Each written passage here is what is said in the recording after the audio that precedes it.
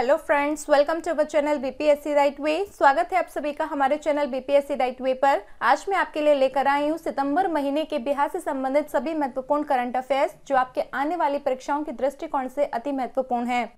अगर आपने अभी तक हमारा टेलीग्राम चैनल ज्वाइन नहीं किया है तो इसे ज्वाइन कर ले। टेलीग्राम चैनल पर आपको प्रतिदिन एग्जाम से related latest update, current affairs, quiz आदि उपलब्ध करवाए जाते हैं। आप हमारे वेबसाइट पर भी विजिट कर सकते हैं जहां बिहार की परीक्षाओं से संबंधित सभी कंटेंट उपलब्ध हैं। साथ ही साथ आप हमारे मोबाइल ऐप को भी डाउनलोड कर ले जहां आपको बिहार की प्रतियोगिता परीक्षाओं से संबंधित टेस्ट सीरीज समय समय पर उपलब्ध करवाई जाती हैं। तो चलिए शुरू करते हैं आज का हमारा सेशन और देखते हैं हमारा आज का पहला प्रश्न। हमारा पहला प्रश्न है, बिहार के किस जिले में सुखेत मॉडल अपनाया गया है जिसकी चर्चा हाल ही में प्रधानमंत्री नरेंद्र मोदी द्वारा मन की बात कार्यक्रम में की गई? इसका उत्तर है मधुबनी। बिहार के मधुबनी जिले में जारी सुखेत मॉडल पर प्रधानमंत्री नरेंद्र मोदी ने चर्चा की है। विश्वविद्यालय की इस पहल का नाम सुखेत मॉडल है। सुखेत मॉडल का मकसद गांव में प्रदूषण कम करना है। इस मॉडल के तहत गांव के किसानों से गाय का गोबर, खेत से निकलने वाला कचरा और घरेलू कचरा एकत्र किया जाता है। बदले में ग्रामीणों को रसोई गैस के लिए पैसे दिए जाते हैं। गाँव से एकत्रित कूड़े के निस्तारण के लिए वर्मी कंपोस्ट बनाने का भी कार्य किया जा रहा है। तो आपको याद रखना है, हाल ही में सुखेत मॉडल बिहार के मधुबनी जिले में अपनाया गया है। हमारा अगला प्रश्न है, बिहार के किस स्टेडियम को वर्ल्ड क्लास स्टेडियम बनाने की घोषणा हाल ही में की गई है जिसमें क्रिकेट के अलावा 10 अन्य खेलों का आयोजन भी किया जाएगा? इसका उत्तर है मोइनुल हक स्टेडियम। पटना का मोइनुल हक स्टेडियम को वर्ल्ड क्लास इंटरनेशनल स्टेडियम बनाया जाएगा। इसमें क्रिकेट के अलावा 10 अन्य खेलों के आयोजन की भी सुविधा होगी।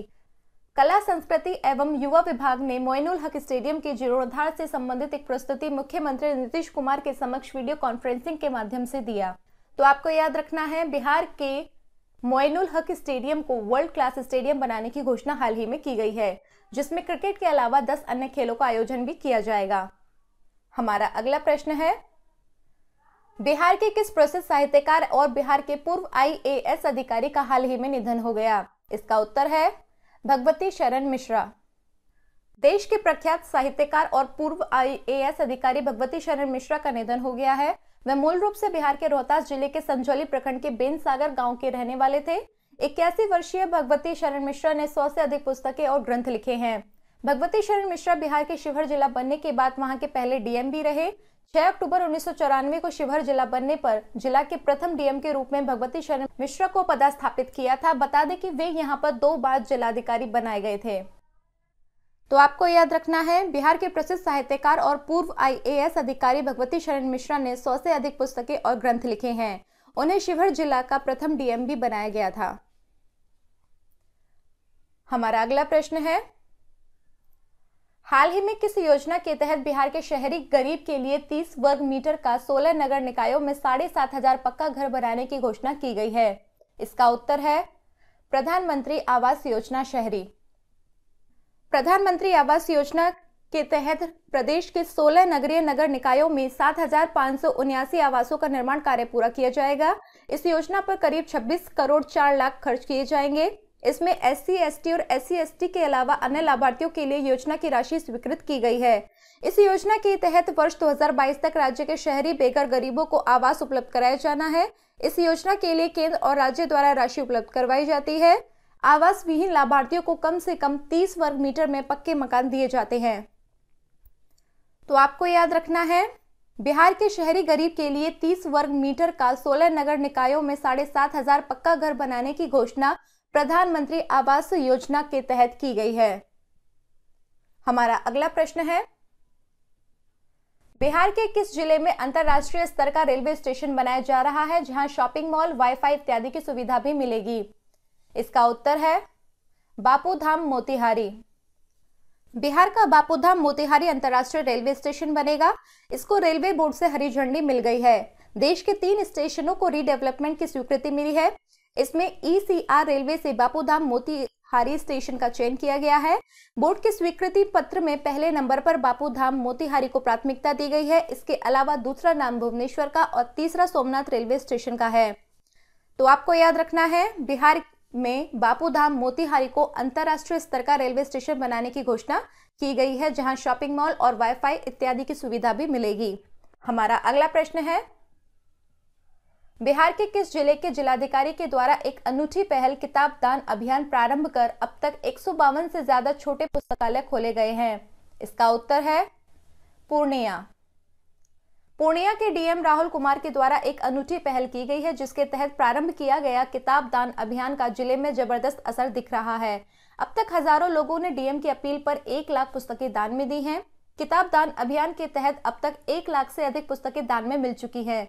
इससे ग्रामीण इलाकों में 152 पुस्तकालय खोले जा चुके हैं, जबकि अगले माह तक 30 और पुस्तकालय खोले जाएंगे। तो आपको याद रखना है, डीएम राहुल कुमार की द्वारा एक अनूठी पहल किताब दान अभियान पूर्णिया जिले में की गई है। हमारा अगला प्रश्न है, आंगनबाड़ी कार्यकर्ताओं की शैक्षणिक स्तर में सुधार लाने के लिए बिहार सरकार के द्वारा किस कार्यक्रम की शुरुआत की गई है? इसका उत्तर है सुनंदिनी कार्यक्रम। आंगनबाड़ी कार्यकर्ताओं की शैक्षणिक स्तर में सुधार लाने की दिशा में अब एक नई पहल की गई है। इसके लिए सुनंदिनी कार्यक्रम की शुरुआत की गई है। इस कार्यक्रम के तहत आंगनबाड़ी कार्यकर्ताओं को ECCE का 6 महीने का सर्टिफिकेट कोर्स और 1 साल का डिप्लोमा कोर्स कराया जाएगा। समाज कल्याण विभाग के अपर मुख्य सचिव ने वर्चुअल माध्यम से सुनंदिनी कार्यक्रम की शुरुआत की। तो आपको याद रखना है, आंगनबाड़ी कार्यकर्ताओं की शैक्षणिक स्तर में सुधार लाने के लिए बिहार सरकार के द्वारा सुनंदिनी कार्यक्रम की शुरुआत की गई है। हमारा अगला प्रश्न है, प्रधान वैज्ञानिक सलाहकार प्रोफेसर के विजय राघवन ने बिहार के किस जिले में एक विकेंद्रीकृत जैव चिकित्सा अपशिष्ट भस्मक का उद्घाटन किया है? इसका उत्तर है बक्सर। प्रधान वैज्ञानिक सलाहकार प्रोफेसर के विजय राघवन ने वस्तुतः बिहार के बक्सर में एक विकेंद्रीकृत बायोमेडिकल अपशिष्ट भस्मक का उद्घाटन किया। यह तकनीक गणेश इंजीनियरिंग वर्क्स द्वारा विकसित की गई थी। विकेंद्रीकृत बायोमेडिकल वेस्ट इंसिनरेटर एक पोर्टेबल इंसिनरेटर है, जो प्रति घंटे कपास, प्लास्टिक या इसी तरह की सामग्री से बने 50 किलोग्राम बायोमेडिकल कचरे को संभालने की क्षमता रखता है। इस प्रकार यह प्रति बैच 5 किलो कचरे को संभाल सकता है। इसमें वेस्ट हीट रिकवरी का भी प्रावधान है। इस इकाई को कचरे के प्रारंभिक प्रज्वलन के लिए 2 वर्ग मीटर क्षेत्र और 0.6 किलोवाट बिजली की आवश्यकता होती है। तो आपको याद रखना है, प्रधान वैज्ञानिक सलाहकार प्रोफेसर के विजय राघवन ने बिहार के बक्सर जिले में एक विकेंद्रीकृत जैव चिकित्सा अपशिष्ट भस्मक का उद्घाटन किया है। हमारा अगला प्रश्न है, मुख्यमंत्री सूक्ष्म एवं लघु उद्योग क्लस्टर योजना के तहत पटना जिले में कितने क्लस्टरों का चयन किया गया है? इसका उत्तर है 3। मुख्यमंत्री सूक्ष्म एवं लघु उद्योग क्लस्टर योजना के तहत पटना जिले में 3 क्लस्टर का चयन किया गया है। प्रत्येक क्लस्टर की अनुमानित लागत करीब 10 करोड़ रुपए है। पटना जिला के अंतर्गत LED bulb cluster Patna city, steel furniture cluster Gulzarbagh एवं लेदर इंडस्ट्रियल क्लस्टर फतुहा का चयन किया गया है। इन क्लस्टर से गुणवत्तापूर्ण उत्पाद राज्य के लोगों को मिल सकेगा। तो आपको याद रखना है, मुख्यमंत्री सूक्ष्म एवं लघु उद्योग क्लस्टर योजना के तहत पटना जिले में 3 क्लस्टरों का चयन किया गया है। हमारा अगला प्रश्न है, बिहार के किस व्यक्ति को बाघ संरक्षक अवार्ड से सम्मानित किया गया है? इसका उत्तर है मोहम्मद आरिफ।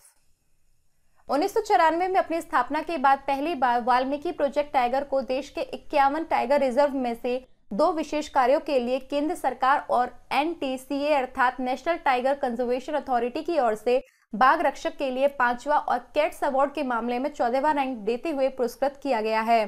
इस बार अंतर्राष्ट्रीय टाइगर डे के अवसर पर बाघ रक्षक अवार्ड से सम्मानित होने वालों में VTR के मांगू राहा रेंज में काम करने वाले मोहम्मद आरिफ समेत 5 लोगों का नाम शामिल किया गया है। तो आपको याद रखना है, बिहार के मोहम्मद आरिफ को बाघ संरक्षक अवार्ड से सम्मानित किया गया है। हमारा अगला प्रश्न है, वाल्मीकि नगर टाइगर रिजर्व को हाल ही में बाघ संरक्षण के लिए कौन सा स्थान प्राप्त हुआ है? इसका उत्तर है 5वां। अंतर्राष्ट्रीय बाघ दिवस के मौके पर राज्य के इकलौते वाल्मीकि टाइगर रिजर्व को नई सौगात मिली है। अब वाल्मीकि टाइगर रिजर्व को पूरे देश की CATS की सूची में 14वां स्थान मिला है। 2006 से 2010 के बीच वाल्मीकि टाइगर रिजर्व में बाघों की संख्या कुल 10 थी। यहां साल 2018 में बाघों की गिनती की गई थी, जिसमें 33 बाघ बाघें और 7 शावक मिले थे। 2021 में भी बाघों की संख्या की गणना की गई है। अब 2021 में बाघों की संख्या 5 गुनी बढ़ गई है। तो आपको याद रखना है, वाल्मीकि नगर टाइगर रिजर्व को हाल ही में बाघ संरक्षण के लिए 5वां स्थान प्राप्त हुआ है। हमारा अगला प्रश्न है, centre for monitoring Indian economy के जून 2021 के आंकड़ों के अनुसार बिहार में बेरोजगारी दर कितना आंका गया है? इसका उत्तर है 13.8%। Centre for monitoring Indian economy के आंकड़ों के अनुसार इस समय राष्ट्रीय स्तर पर बेरोजगारी दर में कुछ सुधार आया है। अब यह 10.8% पर पहुंच गया है। ज्यादा बेरोजगारी वाले राज्यों में आंध्र प्रदेश में 13.5%, बिहार में 13.8%, गोवा में 20.6% बेरोजगारी हो चुकी है। सबसे कम बेरोजगारी वाले राज्यों में असम सबसे ऊपर है, जहां केवल 0.1% लोगों ने कहा कि उनके पास कोई रोजगार नहीं है। तो आपको याद रखना है, centre for monitoring Indian economy के जून 2021 के आंकड़ों के अनुसार बिहार में बेरोजगारी दर 13.8% आंकी गई है। हमारा अगला प्रश्न है, हाल ही में जारी आंकड़ों के अनुसार बिहार में 5 साल तक के कितने प्रतिशत बच्चे कुपोषण के शिकार हैं? इसका उत्तर है 22.9%। बिहार में 5 साल के 22.09% बच्चों में कुपोषण के लक्षण मिले हैं। इनमें 8.8% बच्चे अति गंभीर हैं और उन्हें इलाज की जरूरत है। स्वास्थ्य मंत्री मंगल पांडे ने बताया कि राज्य में इस आयु वर्ग के बच्चों की सुरक्षा को लेकर राज्य के पोषण पुनर्वास केंद्रों पर सभी व्यवस्थाएं व्यवस्थित करने के निर्देश दिए गए हैं। इन पोषण पुनर्वास केंद्रों पर कुपोषित बच्चों की कई तरीके से देखरेख की जा रही है। इसकी मॉनिटरिंग के लिए हाल ही में विभाग ने 34 कम्युनिटी बेस्ड केयर स्टैंडर्ड तथा 27 फीडिंग डेमोन्स्ट्रेटर नियुक्त किए हैं। तो आपको याद रखना है, हाल ही में जारी आंकड़ों के अनुसार बिहार में 5 साल तक के 22.9% बच्चे कुपोषण के शिकार हैं। हमारा अगला प्रश्न है, हाल ही में किस जेपी सेनानी सम्मान समिति के अध्यक्ष का निधन हो गया? इसका उत्तर है मिथिलेश सिंह। जेपी सेनानी सम्मान समिति के अध्यक्ष तथा बिहार सरकार के मंत्री भी रहे मिथिलेश सिंह का निधन हो गया है। वे 77 साल के थे। मिथिलेश कुमार सिंह उस छात्र संघर्ष संचालन समिति के सदस्य थे जिसकी अध्यक्षता जेपी करते थे और 74 आंदोलन का संचालन इसी समिति से होता था। राम सुंदर दास के मंत्रिमंडल में ये कार्मिक मंत्री रहे और जेपी सेनानी सलाहकार परिषद के अध्यक्ष के रूप में इन्होंने ही बड़ी संख्या में जेपी सेनानियों की पेंशन स्वीकृत कराने में महत्वपूर्ण भूमिका निभाई थी। तो आपको याद रखना है, हाल ही में जेपी सेनानी सम्मान समिति के अध्यक्ष मिथिलेश सिंह का निधन हो गया है। हमारा अगला प्रश्न है, राज्यपाल फागू चौहान के द्वारा हाल ही में डॉक्टर विनय कारक की किस पुस्तक का लोकार्पण किया गया? इसका उत्तर है मेरी यादें। महामहिम राज्यपाल श्री फागू चौहान ने राजभवन के दरबार हॉल में डॉक्टर विनय कारक की आत्मकथा मेरी यादें पुस्तक का लोकार्पण किया। विदित हो कि लोकार्पित पुस्तक मेरी यादें न्यूरो फिजिशियन डॉक्टर विनय कारक की आत्मकथा है, जो 2 भाषाओं यथा हिंदी और अंग्रेजी में प्रकाशित हुई है। डॉक्टर विनय कारक बिहार के प्रख्यात न्यूरो फिजिशियन हैं। वे मूलतः मधुबनी के निवासी हैं। तो आपको याद रखना है, राज्यपाल फागू चौहान के द्वारा हाल ही में डॉक्टर विनय कारक की पुस्तक मेरी यादें का लोकार्पण किया गया है। हमारा अगला प्रश्न है, हाल ही में किसे पंडित घनारंग संगीत शिरोमणि सम्मान से सम्मानित किया गया है? इसका उत्तर है पंडित सत्यनारायण पाठक। ख्याल गायकी में देश विदेश तक जिले की पहचान बनाने वाले गायक पंडित सत्यनारायण पाठक को पंडित घनारंग संगीत शिरोमणि सम्मान से नवाजा गया है। डुमराव घराना ग्रुपित की ओर से पूरे देश से 9 गायक संगीतकार को चयनित किया गया है। इनमें से एक पंडित सत्यनारायण पाठक है। तो आपको याद रखना है, हाल ही में पंडित घनारंग संगीत शिरोमणि सम्मान से पंडित सत्यनारायण पाठक को सम्मानित किया गया है।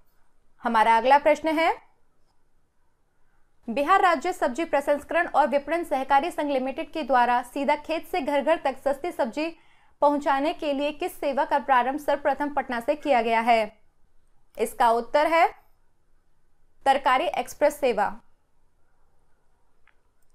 सहकारिता मंत्री सुभाष सिंह ने उचित मूल्य पर सस्ती सब्जी उपलब्ध कराने के लिए ई रिक्शा के माध्यम से शहर भर में सब्जियों का विपणन कराने की सेवा का शुभारंभ किया। हरी सब्जी प्रसंस्करण एवं विपणन सहकारी संघ पटना की इस विपणन सेवा का नाम तरकारी एक्सप्रेस सेवा रखा गया है। बिहार राज्य सब्जी प्रसंस्करण और विपणन सहकारी संघ लिमिटेड बिहार के लोगों को स्थानीय बाजार से किसानों को उच्च दर और सस्ती सब्जियां उपलब्ध कराने का प्रयास कर रहा है। तो आपको याद रखना है, बिहार में सीधा खेत से घर घर तक सस्ती सब्जी पहुंचाने के लिए तरकारी एक्सप्रेस सेवा की शुरुआत की गई है। हमारा अगला प्रश्न है, ट्रांसजेंडर के लिए बिहार के किस जिले में अल्पावास केंद्र का निर्माण किया गया है? इसका उत्तर है पटना। ट्रांसजेंडरों को समाज में नई पहचान दिलाने के लिए भारत सरकार द्वारा उनके लिए अल्पावास केंद्र की शुरुआत की जाएगी। इस केंद्र में ट्रांसजेंडरों को वो सारी सुविधाएं दी जाएंगी जिससे वो आत्मनिर्भर बन सकें, अपना भविष्य उज्जवल बना सकें। राजधानी पटना के नजदीक दानापुर के गोला रोड में इसकी शुरुआत की गई है। इसमें एक साथ 25 ट्रांसजेंडरों को रहने की सुविधा मिलेगी। तो आपको याद रखना है, ट्रांसजेंडरों के लिए बिहार के पटना जिले में अल्पावास केंद्र का निर्माण किया जा रहा है। हमारा अगला प्रश्न है, स्वतंत्रता दिवस के अवसर पर बिहार पुलिस के किस अधिकारी को विशिष्ट सेवा पदक से सम्मानित किया गया? इसका उत्तर है विपिन कुमार सिंह एवं राम कुमार सिंह। स्वतंत्रता दिवस के अवसर पर दिए जाने वाले विभिन्न श्रेणियों के राष्ट्रपति पदकों की सूची जारी कर दी गई है। इस बार बिहार के कुल 23 पुलिस अधिकारियों और कर्मियों को राष्ट्रपति पदक दिया गया है। इसमें 2 पुलिस अधिकारियों को राष्ट्रपति विशिष्ट सेवा पदक और 21 पुलिस अधिकारियों और कर्मियों को राष्ट्रपति का सराहनीय सेवा पदक दिया गया है। विशिष्ट सेवा पदक पाने वाले में आर्थिक अपराध इकाई के पुलिस निरीक्षक विपिन कुमार सिंह और पटना जिला बल पुलिस कार्यालय में तैनात पुलिस अवर निरीक्षक राम कुमार सिंह है। तो आपको याद रखना है, स्वतंत्रता दिवस के अवसर पर बिहार पुलिस के विपिन कुमार सिंह और राम कुमार सिंह को विशिष्ट सेवा पदक से सम्मानित किया गया है। हमारा अगला प्रश्न है, बिहार सरकार के द्वारा अब सभी वर्ग की लड़कियों को सिविल सेवा प्रोत्साहन राशि देने की घोषणा की गई है। इसके तहत यूपीएससी प्रारंभिक परीक्षा उत्तीर्ण करने पर कितनी राशि प्रदान की जाती है? इसका उत्तर है 1 लाख। मुख्यमंत्री नीतीश कुमार द्वारा 15 अगस्त को गांधी मैदान में दिए गए भाषण को जमीन पर उतारते हुए सरकार ने सभी वर्ग की युवतियों को सिविल सेवा प्रोत्साहन योजना के तहत यूपीएससी की प्रारंभिक परीक्षा पास करने पर आगे की तैयारी के लिए 1 लाख रुपए और बिहार लोक सेवा आयोग की प्रारंभिक परीक्षा पास करने पर 50,000 रुपए देने के प्रस्ताव को मंजूरी प्रदान कर दी है। राज्य कैबिनेट की बैठक में इस अहम प्रस्ताव को मंजूरी दी गई है। यह राशि उन महिला उम्मीदवारों को दी जाएगी जिन्हें राज्य सरकार की समान सिविल सेवा प्रोत्साहन योजना के तहत कोई वित्तीय सहायता या अनुदान नहीं मिला है। तो आपको याद रखना है, बिहार सरकार के द्वारा सभी वर्ग की लड़कियों को सिविल सेवा प्रोत्साहन राशि देने की घोषणा की गई है, जिसमें यूपीएससी प्रारंभिक परीक्षा उत्तीर्ण करने पर 1 लाख की राशि प्रदान की जाएगी। हमारा अगला प्रश्न है, मत्स्य पालन को बढ़ावा देने के लिए बिहार सरकार द्वारा तालाब उड़ाही के लिए सभी वर्गों को कितने प्रतिशत सब्सिडी देने की घोषणा की गई है? इसका उत्तर है 50%। सरकार मत्स्य पालन विकास और सामाजिक उत्थान के लिए तालाबों के जीर्णोद्धार के माध्यम से स्वरोजगार के अवसरों को बढ़ावा देने के लिए 11 करोड़ रुपए से अधिक खर्च करेगी। इसके तहत मछुआरों को तालाबों और मछली बीज हैचरी के निर्माण पर 50% सब्सिडी दी जाएगी। इस योजना का लाभ किसी भी वर्ग का व्यक्ति उठा सकता है। कोविड के प्रभाव को कम करने के लिए राज्य की इस योजना का मुख्य उद्देश्य मछली उत्पादकता और उत्पादन को बढ़ाकर लोगों को रोजगार के अवसर प्रदान करना है। तो आपको याद रखना है, मत्स्य पालन को बढ़ावा देने के लिए बिहार सरकार द्वारा 50% की सब्सिडी देने की घोषणा की गई है। हमारा अगला प्रश्न है, हाल ही में विधानसभा के प्रभारी सचिव के रूप में किसे नियुक्त किया गया है? इसका उत्तर है अनिल कुमार जायसवाल। बिहार विधानसभा के प्रभारी सचिव भूदेव राय 31 जुलाई को विधानसभा सचिवालय की सेवा से सेवानिवृत्त हुए। वे सभा सचिवालय में निदेशक के पद पर कार्यरत थे। उनके स्थान पर विधानसभा सचिवालय में कार्यरत उप सचिव अनिल कुमार जायसवाल को अगले आदेश तक प्रभारी सचिव बनाया गया है। तो आपको याद रखना है, हाल ही में विधानसभा के प्रभारी सचिव के रूप में अनिल कुमार जायसवाल को नियुक्त किया गया है। हमारा अगला प्रश्न है, बिहार मूल के किस अमेरिकी नागरिक को अमेरिकी राष्ट्रपति जो बाइडेन ने अंतरराष्ट्रीय धार्मिक स्वतंत्रता के लिए एम्बेसडर एट लार्ज के रूप में नियुक्त किया है? इसका उत्तर है राशिद हुसैन। बिहार मूल के अमेरिकी नागरिक राशिद हुसैन को अमेरिकी राष्ट्रपति जो बाइडेन ने अंतरराष्ट्रीय धार्मिक स्वतंत्रता के लिए एम्बेसडर एट लार्ज के रूप में नियुक्त किया है। धार्मिक स्वतंत्रता को आगे बढ़ाने के लिए अमेरिकी डिप्लोमेसी का नेतृत्व करने वाले राशिद हुसैन पहले मुस्लिम हैं जिन्हें इस पद पर नियुक्त किया गया है। तो आपको याद रखना है, बिहार मूल के अमेरिकी नागरिक राशिद हुसैन को अमेरिकी राष्ट्रपति जो बाइडेन के द्वारा अंतर्राष्ट्रीय धार्मिक स्वतंत्रता के लिए एम्बेसडर एट लार्ज के रूप में नियुक्त किया गया है। हमारा अगला प्रश्न है, हाल ही में जारी सीएजी की रिपोर्ट के अनुसार बिहार का मानव कार्य दिवस सृजन करने में कौन सा स्थान है? इसका उत्तर है 21वां। राज्य सरकार के सामान्य राजस्व और पीएसयू से संबंधित सीएजी की रिपोर्ट विधानसभा में पेश की गई। रिपोर्ट में कहा गया है कि बिहार में भूमिहीन दिहाड़ी मजदूरों की संख्या देश में सर्वाधिक 88.61 लाख है। बिहार का मानव दिवस सृजन करने में 21वां स्थान है। मनरेगा से निबंधित लोगों की संख्या 8 से 10% ही है। तो आपको याद रखना है, हाल ही में जारी सीएजी की रिपोर्ट में बिहार का मानव कार्य दिवस सृजन में 21वां स्थान है। हमारा अगला प्रश्न है, बिहार के किस जिले में देश का पहला डॉल्फिन रिसर्च सेंटर का शुभारंभ पर्यावरण, वन एवं जलवायु परिवर्तन मंत्री नीरज कुमार के द्वारा किया गया? इसका उत्तर है पटना। राष्ट्रीय जल जीव घोषित गांगेय डॉल्फिन को संरक्षित करने की कवायद तेज हो गई है। इसको लेकर पटना साइंस कॉलेज में देश के पहले डॉल्फिन रिसर्च सेंटर का उद्घाटन हुआ।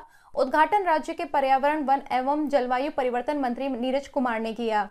रिसर्च के लिए गंगा या कोसी नदी के पास 2-3 किलोमीटर का कैनाल बनाया जाएगा। इसमें 10-15 डॉल्फिन को रखकर उसकी हर गतिविधि पर रिसर्च किया जाएगा।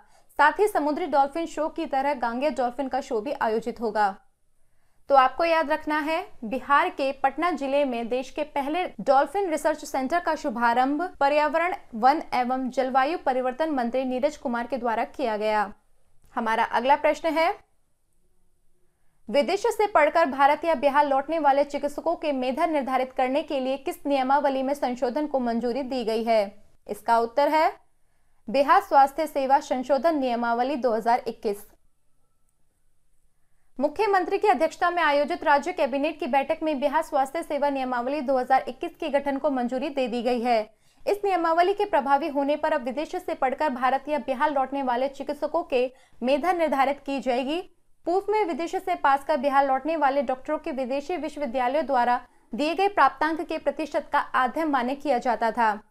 तो आपको याद रखना है, विदेश से पढ़कर भारत या बिहार लौटने वाले चिकित्सकों की मेधा निर्धारित करने के लिए बिहार स्वास्थ्य सेवा संशोधन नियमावली 2021 को मंजूरी दी गई है।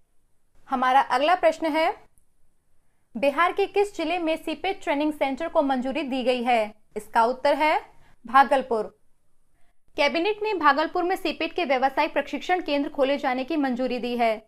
इसके तहत औद्योगिक क्षेत्र हाजीपुर का व्यावसायिक प्रशिक्षण केंद्र की स्थापना Bhagalpur cooperative spinning mill Bhagalpur के परिसर में करने के लिए अनुमानित लागत 40,10,77,000 की स्वीकृति दी गई और चालू वित्तीय वर्ष 2021-22 में 10 करोड़ के सहायक अनुदान राशि जारी करने पर भी सहमति दी गई।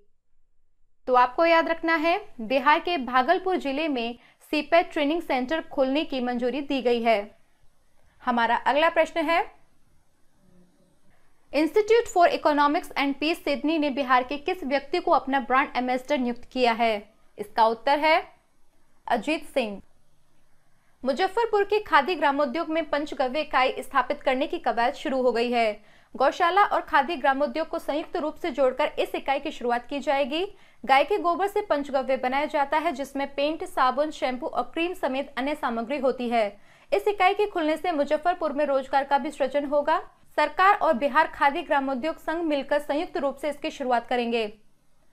तो आपको याद रखना है, institute for economics and peace Sydney ने बिहार के अजीत सिंह को अपना ब्रांड एम्बेसडर नियुक्त किया है। आज के लिए बस इतना ही। अगर आपको हमारी वीडियो पसंद आई है तो इसे लाइक करें और ज़्यादा से ज़्यादा शेयर करें। आप हमें हमारी वेबसाइट www.bpscrightway.in साथ ही साथ हमारे टेलीग्राम चैनल @bpscrightway पर विजिट कर सकते हैं। तो दोस्तों, आज के लिए बस इतना ही। जल्द ही मुलाकात होगी फिर एक नई वीडियो के साथ। तब तक हमारे साथ बने रहने के लिए आप सभी का धन्यवाद। Good bye.